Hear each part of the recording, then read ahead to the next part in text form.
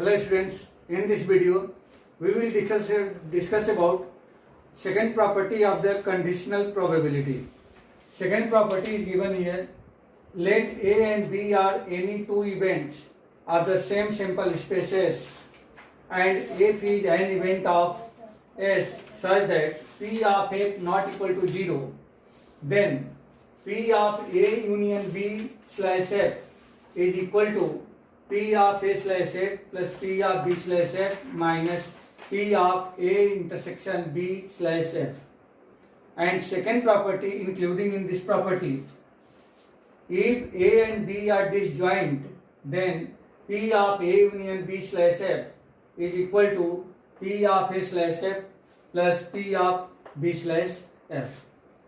Now here we will see the proof of these properties. Since first we will take the first property, LHS, P of A union B slash F will be equal to, means in this case we will apply the property of conditional probability. According to conditional probability, we can write here P of A union B intersection F whole upon P of F. Now, if we apply the distributive law of intersection in the above numerator, then this will be P of A intersection F union B intersection F whole upon P of F. Now apply the property of P of X union Y. P of X union Y, this will be equal to P of A intersection F plus P of B intersection F minus P of A intersection B intersection F whole upon P of F. Now, if we separate it, then this will be equal to P of A intersection F whole upon P of F plus P of B intersection F whole upon P of F minus P of A intersection B intersection F whole upon P of F. Now we apply the converse property of the conditional probability. We can write this P of A slash F.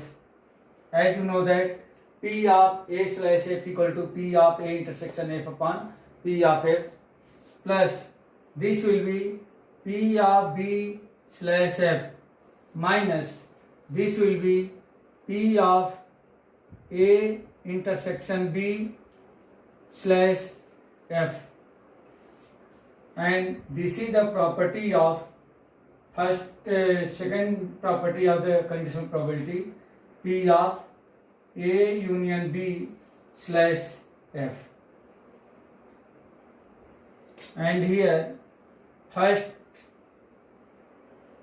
this first property have proved.